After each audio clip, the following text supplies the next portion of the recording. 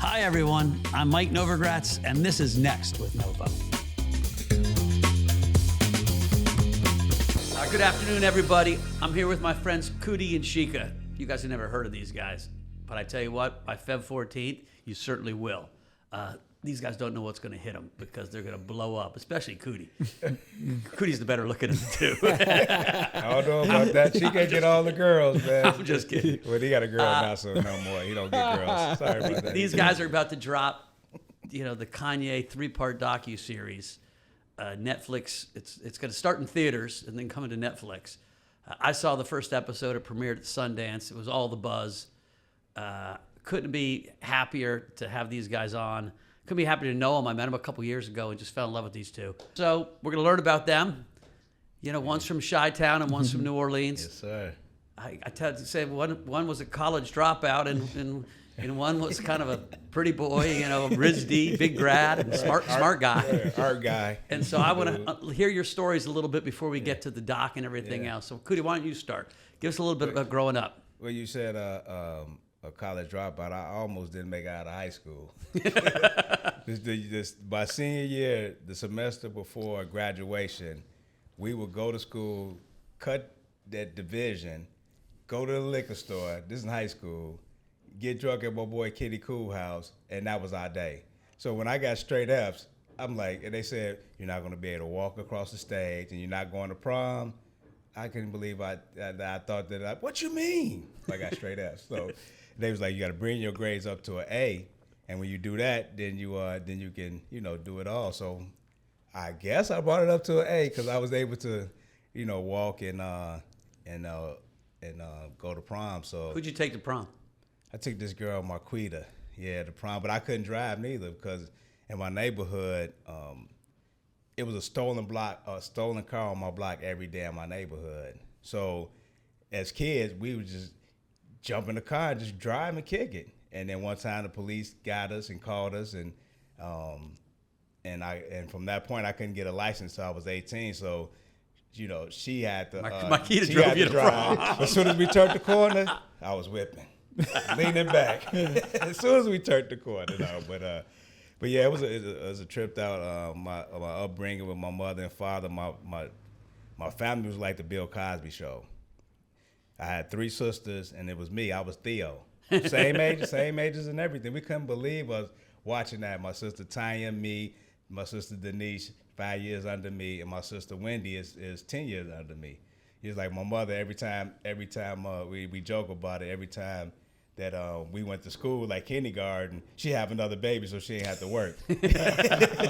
Every 5 years, though. But my sister older than me is 2 years. But what's crazy, my sister, she was doing radio TV, and she really pretty. So when I was in high school, in grammar school, my mother would make me go because she had an after school thing with the radio TV. So my mother would make me go up there with her to kind of cock block the dudes, So I'd be up there, but I'm looking at what they doing with the cameras and all. So they fell in love with me and started like mentoring me. So my freshman orientation, I was in there like I already went to the school because they had me working the camera at the orientation. So that alone, I didn't know at the time that I was going to be a filmmaker because I used to also host the talent shows. I was funny, so I knew I was funny, and because of radio TV, I was able to do that because we controlled the auditorium and everything that happened in entertainment, and that was my introduction to filmmaking. But then also we had the gang situation, in Chicago. My best friend Matthias, his brother, ran the gang called the Black Gangsters. So we was honorary Black Gangsters, no matter what. Yeah, in Chicago. So anything happened to us, we always had a gang of people. And of course, his brother, Casey Capone, who is a preacher now. Casey Capone's a preacher. He got shot. I'm going to just tell you a quick story. He got shot, and after he got shot, he ran in his mother's room, shot 3 times, bleeding, about to die. He said, "Ma," he said, I'm not scared to die, but I don't want to go to hell. And she was like, and they rushed him to the hospital. He got to the hospital, he was pronounced dead at the hospital. And he said, obviously he came back, he said he seen black in the distance. And then when he seen that black, all of a sudden, he seen these 3 figures in the black. He said pitch black like he never seen it. He seen these 3 figures, and he said next thing you know, the figures was right in front of him, and he said Jesus, and he came back to life. Wow. Casey Capone. Wow. Casey Capone. Yeah, That's crazy. Yeah, I never told you that. Yeah, I think I remember you telling me that. Yeah.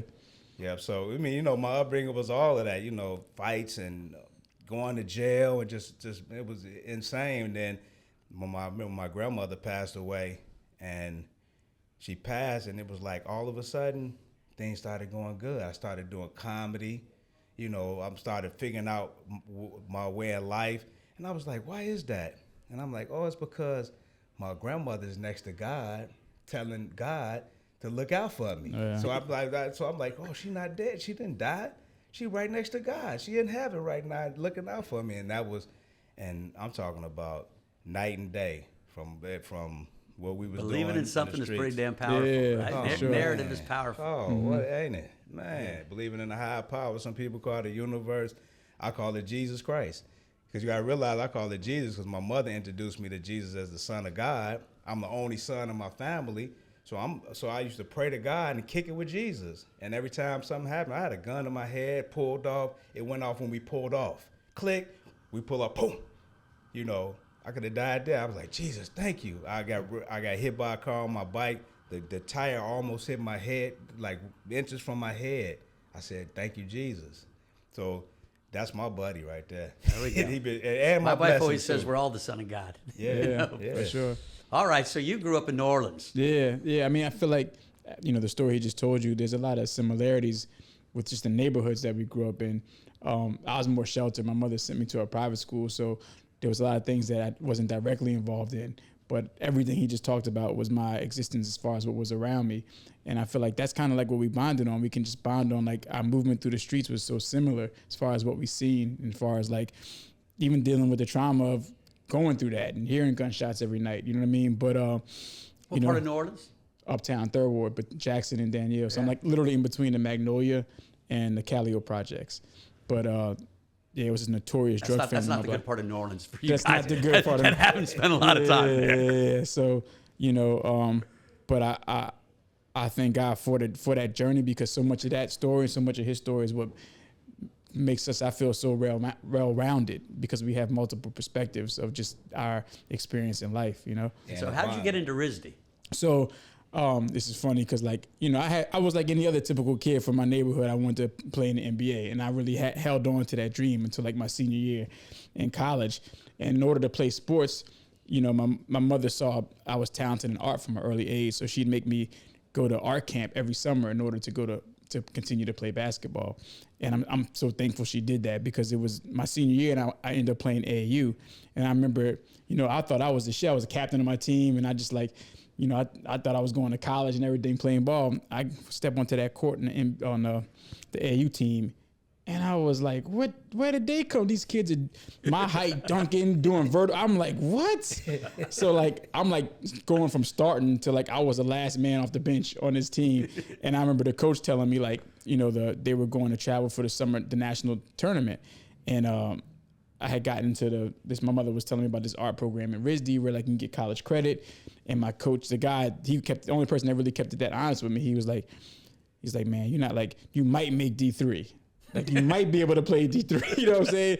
So he was like, I was like, you probably just should go to and I went to the RISD, because I got in and it changed my life. And that's actually when I realized, you know, I just took my mother said I was talented at art. I just like, okay. That's the first time I could see it, because it was against other really good artists and I could hang with them different than I was hanging with the cats on the court. You know what I'm saying? What a different world coming from, like, you know, the hood to literally RISD, where you've got this creative, like, right by Brown, you know what I'm saying? Chike skipped out a whole thing that his mother's an angel.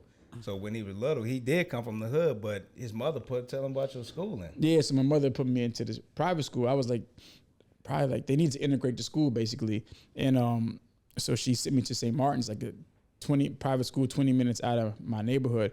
Because where the neighborhood I was from, it's zoning. So like, if she put me in a public school, I'd only be able to go to certain schools. Right.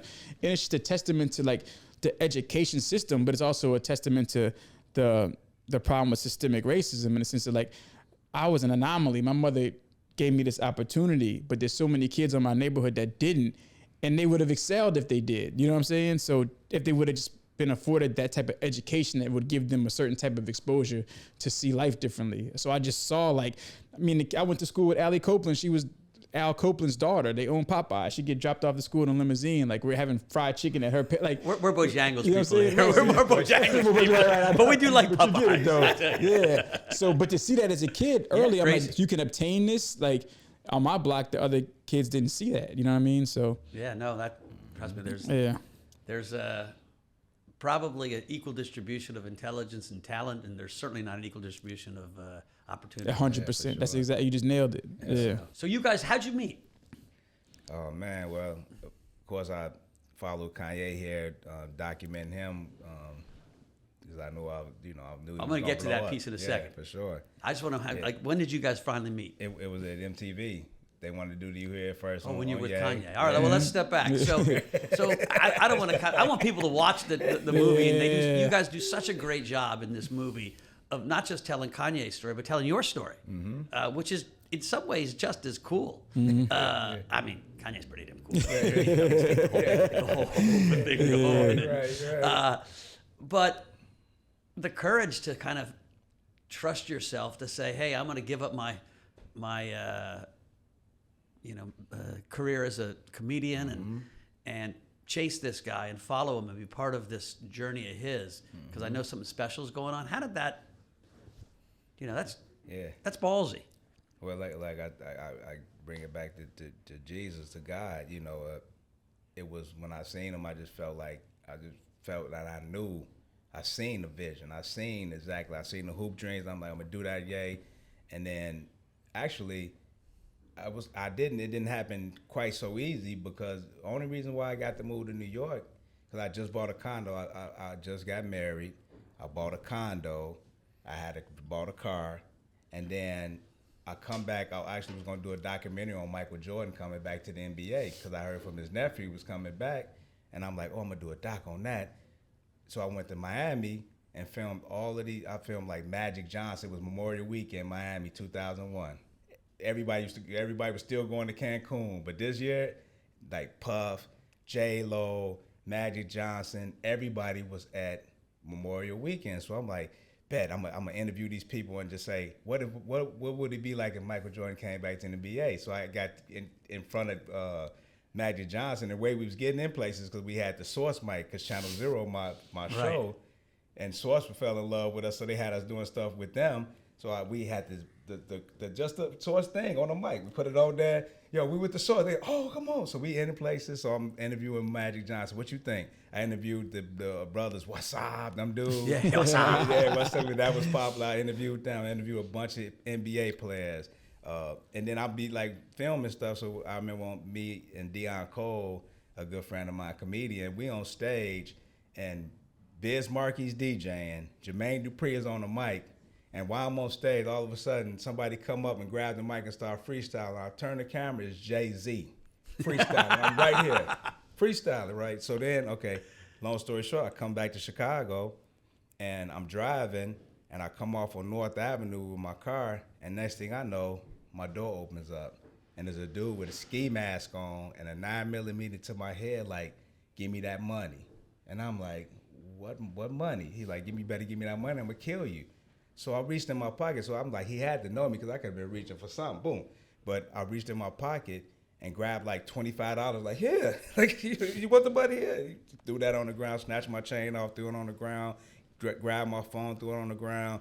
And then he was like, you give me that money, I'm going to kill you right now. So I was like, man, if you can find the money, just let me out the car. You find the money, it's yours. My camera was in there, all that footage was in there.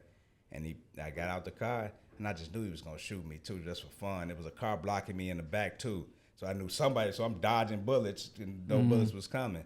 And because of that conduct, because of my home insurance, that money that they gave me, they was like, we insure everything that was in the car. So they gave me the money for the camera, all the stuff, my chain, everything. I took that money and I moved to New lost York. all the footage though. Lost all. The Jay-Z. That's what Dion said. I said, Dion, man, I just got carjacked. He like, yeah. I said, man, they took the car, they took my camera.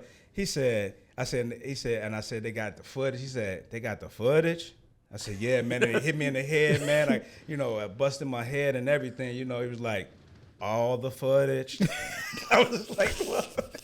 Jay-Z freestyle. Yeah, oh man. So DR Code, but So but there went the Michael Jordan doc. yeah, that wasn't. But hey, that gave me the money to really get on the Kanye doc. So it's like everything happened for a reason, man. And I call that carjacker angel, pretty much. You know what I mean? 'Cause if it wasn't for him, I probably would have just stayed doing comedy and throwing my parties that I was doing, and in Chicago. But well, I'm guessing the fact that you've got such a big personality and likable face allowed you to kind of, and you're sweet, allowed you to get in places with your camera, and people don't say, get the fuck out of here, right?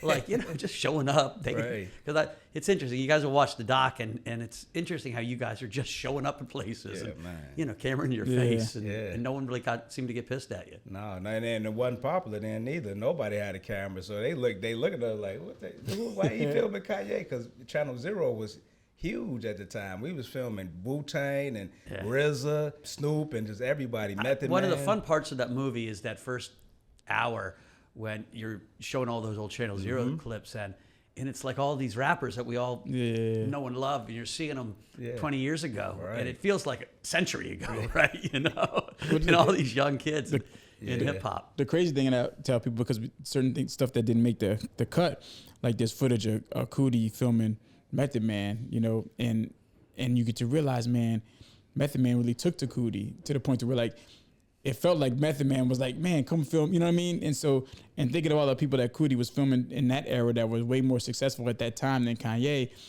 it's just something that he decided to, like, not go and hedge his bets better with, like, oh, well, these people are more established. You know what I mean? He just stuck with the intuition and intuitiveness to stick with Coodie, with Kanye. Is amazing to me, you know? That is interesting. Yeah. Our boy Dave loves Method Man. He just loves Method Man. Yeah. We cut out that scene though. That was actually in the Def Jam office when we went, and Method Man see me and he like, come to the office. I came and we smoking and kicking it. I'm filming. We took it out though because it just didn't move the story forward. But yeah, Method, that's our guy right there. Yeah. Mm-hmm. So you guys met at MTV. That was 15 years ago, probably, right? Yeah. And you started deciding to do stuff together. Yeah. The Kanye thing was in the background constantly. Yeah, the doc. Mm-hmm. The doc. He had already been moving on it, right. And we were just kicking it at first for like a year, and then he finally showed me Channel Zero. That's when I saw it for the first time. And like going to art school, obviously I looked at it and I was like, it was so raw, but the storytelling was so dope. Like it was witty. I was like, this shit is crazy. And that's when we started talking about film, and we were like finishing each other's sentences. So we were getting hyped, like we see it the same way. And, then taking just like all the stuff we wanted to do. And it was like, it just made sense. And the funny part is I actually had a full on company at MTV, like me and my friends at MTV, we had started our own company and HBO Snoop. Right. So it was a bunch of us had a company together.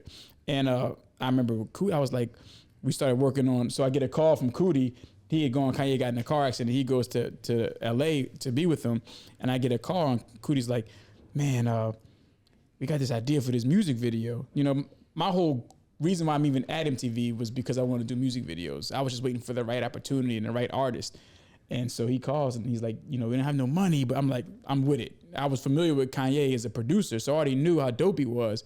And then I heard the tracks. I was like, this shit is great. Like, you know what I mean? I'm like, I'm in. Count me in. And then I had all the resources at MTV to do what we needed to do. So we got busy on that, but I'm at this company. And so our company's called Camp, and everything we kind of do is like as a collective. But I'm seeing Coodie, and I'm like, man, you need to get down with us. And he was with it. But he's like, man, if I get down, I was like, I can't come on, because we had a little hierarchy. Right. He was like, I need to be at the top, but y'all, you know what I'm saying? I gotta be your owner. Yeah, I gotta be owner. So I'm like, I seen the, I'm like, yeah. So I go to talk to my partners, and they just didn't see it the same way. And I was like, damn, like I'm telling y'all, man.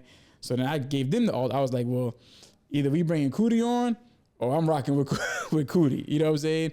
And we started rocking out from that moment. That's a cool story. And when he quit MTV, I was like, I'm like, you got no money in your pocket. Broke, right?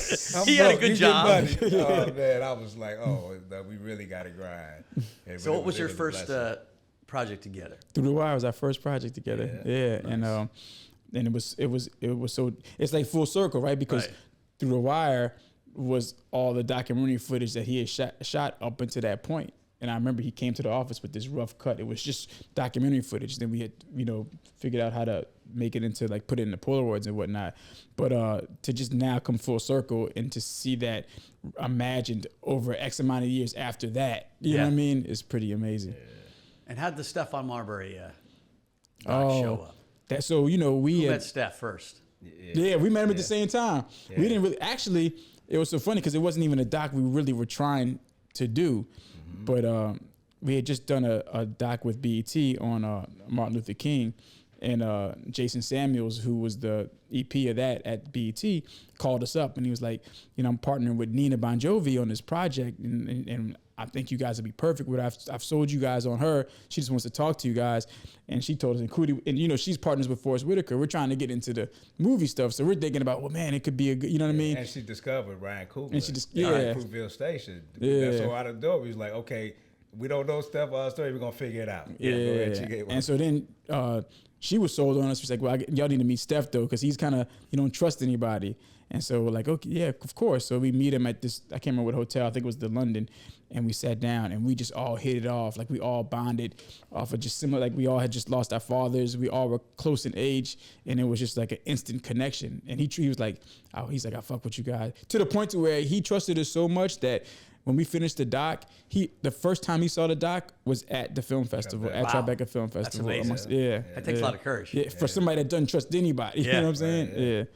But that's a crazy story too. It ended up in China. I mean, who would have ever thought kid from Staten Island ends up in China and still and like a hero? Yeah. And he's still there. Yeah, coaching. Yeah. But he's real spiritual. Stefan a real spiritual person too. I think that was our bond. And, for sure. And, my thing is that we never die. We never die. We just leave this body, but our spirits live forever. And our spirits actually help guide us to different places. So I think Chike father, my father, his father said, okay, y'all come together on a project, and they put us together, and that's why we did it. And it was and the thing too, I always say is Jesus direct, because that's my nickname to God, is Jesus, who I believe in. And he just made that project happen. It was like his father's spirit, our father's spirits was there, but it was things you just can't write. You can't write certain things. Like the little guy, the guy at the end, Xavier, had the same name as Stefan, middle name, and we talking about, he you could be the president of the United States, and he I didn't know that. And then fast forward that the next doc we do with the same crew, Jason Harper, our editors, and Max Altman, we do the same. We move right from that doc to this doc, and at the end of this doc, it's Kanye running for president. So wait a minute, hold up. God be acting up sometimes. He be like, I'm gonna show off. I'm gonna show y'all for real what was real. To the point that just recently, J. Ivy got nominated for a Grammy. I'm in LA. I mean, we get our tickets because we're gonna celebrate with J. Ivy. We're gonna go to Sundance. After Sundance, we're gonna go to LA and kick it. So I had my hotel room a month and a half ago when we first found out pretty much he got nominated. And long story short is I'm like, I was going to council. They canceled, they did Sundance remote. Then they canceled the Grammys and moved the Grammys. So I'm like, dang, I should cancel this hotel last week. And I'm like, you know what? I might as well just go to LA. Why not? So I booked my ticket, and then I'm looking at something, and I'm like, wait a minute. Kanye he insulted that fan at the Soho House. I'm like, that's where I'm gonna stay. It might be big. I told my girl Rachel, I'm like, yo, it might be bigger than me just taking some of these meetings that we had set up. I was like, I was gonna do that and just hang out and just get some warmth. It was about to snow here. I was like, I'm out. But I'm like, it's bigger. So then I get there, and come to find out, Kanye and Future rented out the 5th floor. So they there. I'm like, God, why you showing out? So now we under the same roof. And then Ivan, who cut Kanye hair to this day, Ivan was like, man, I ain't see the first movie. I'm like, oh, come through. Ivan come through. Don C, where y'all at? We at the thing. So Don C come through. Ice Green come through. Then Danny Sword, Channel Zero, the creator Channel Zero, who played Jesus and Jesus Walk, got a girlfriend in LA, so he out there, so he come through. And Woody White, who put Kanye in his first advertisement, he there. And then Deion Cole later come. And Jay Ivy, when Jay Ivy see us hiking, Jay was like, I'm about to get a ticket. So he flew back out. He ain't had no room because they bought out the whole hotel. I wouldn't have had a room if I would have canceled. For one day, I would have canceled. It'd have been booked. They definitely would have got my room. I had the big room. You know what I'm saying? I had the big room. So they definitely would have got my room. But it's just magic. And then next thing I know, I'm running to Kanye. Of course. I mean, he say, as soon as he got off the elevator, he seen me. He said, you ain't tell me you was here? He said, something told me to come upstairs. You know, and I said, man, something told me to come here. You know, and that was magic, man. That was God like, yo, you know, bring it together and everything's gonna be good. I think he's gonna love this. I mean, at least I saw only the first episode, but if I was Kanye, I'd love the first episode. Yeah. You take him on a journey. Well, he takes us on a journey, and you document it. Mm-hmm. It's interesting because I've met him later in life, and he's very sweet, but you can certainly tell he struggles. Yeah. Struggles with some demons and he's got some mental health issues. In that those early shots of Kanye, you're just on his side. You're cheering for him. Yeah. There's no but. Yeah. There's just a yes. Yeah. And so, was it painful to watch that? Was it? I mean, explain that journey for you. Here's this kid you still love, who blew up bigger than life, and struggles still. Yeah. But didn't back then. Yeah. Well, you know, his mother always kept me around when he started blowing up. You know what I mean? Like, you know, of course, as a rapper, you have aspiration and dreams of working with, you know, Hype Williams and these big directors and doing, you know, everything that most rappers do. So you like, I got to get the Shane, I got to get this house, you know, the things that make sense for you know, your dream that you know, as you in your basement, you're thinking about, oh, I'm gonna have this big house, I'm gonna have this, I'm gonna work with Hype. So people started pulling him in that direction, and you know, of course, and that's what he wanted to do. But his mom would keep me around. So when she made her transition, he really went off, and I didn't see him. So now I'm just like watching, you know, the Taylor Swift, and I'm like, damn, you know, I might like, you know, he didn't have to do that. Whatever my thought was, you know, but then I'm like, you know, well, you know, that's him, and I guess that's the, you know, the role he want to play, and he's getting his publicity, and Kanye used to say all publicity, good publicity. So I'm like, okay, he's doing it, and then I see him do all this other stuff, and then you know, as I'm watching, this 6 years, and he blowing up, he like bigger than life. So I'm starting like, do I know this dude? That's why in the 3, when Common brought us back together, so, and this is the amazing story as well, and I want to just give some of these stories just because you understand. So Common father passed away. So when Common father passed away, I was like, man, I wish I can call him and say, give my condolences. You know, I still have my father at the time. And I'm talking about the next day, Common calls me. The next day. Wow. And I'm like, I said, yo, man, your father passed, man. I'm so sorry to hear that. He's like, oh, man, yeah, he passed last week. I'm like, oh, I just found out, man. You know, my condolences. Then he was like, yo, I want you to come, you know, film the iFest for me, document this iFest, his first festival he did in Chicago. And I'm like, oh, word. I wanted to go anywhere because I heard about it, and I heard on the low that Kanye was going to be there. So I was going to figure out my way there, but he called me. So I wound up going. And documenting, and then that's when me and Kanye reconnected in 6 years, pretty much. I seen him twice, like walking on the street with Amber Rose. Hey, how you doing? We going. He's like, I get your Sunday blessings. I was like, oh, boy, perfect. And then another time after that we had no real interaction. But when he did that, the iFest was the last time that I seen my father alive physically because of Common, you know. And then, like I say, me and Kanye reconnected. And that's all in the doc when you get to that point. But it's just funny how, it's amazing how everything happened for a reason. So that right there, and another quick story is that I did my father. So the hardest things I ever had to do was Mama West's funeral piece and my father's funeral piece, of course. Now I'm looking at all this footage, but it's so therapeutic too, because I'm like, yo, my father, I can hear my father. I can see him right here. I can always just go to this tape and hear him and see him. So but then when I was looking for records, I'm like, what can I put on my father? And he had like 6 records in this little hi-fi thing he had, and I pulled it out, and I'm like, oh, Marvin Gaye. So I'm looking through. I'm like, oh, God is love. Okay, let me get God is love. So I go to Apple Music and like God is love. So I got God is love. Put that on my father's funeral piece. So then about 6 months later, Common comes to Harlem, and he's on stage rapping, and he's telling his whole story. And then all of a sudden, he's like, hey, if y'all know this song, sing with me. If you don't, then just clap, right? And I ain't know the song, so I'm clapping.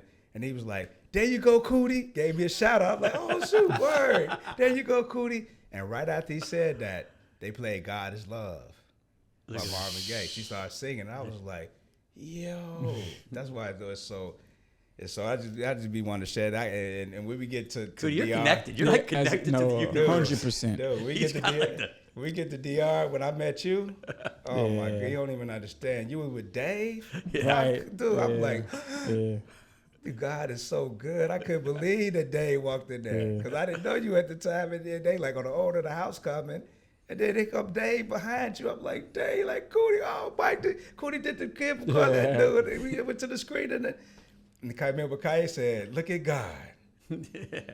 I think I might become most famous for that house. Yeah, right. I'm in the Kanye doc in the house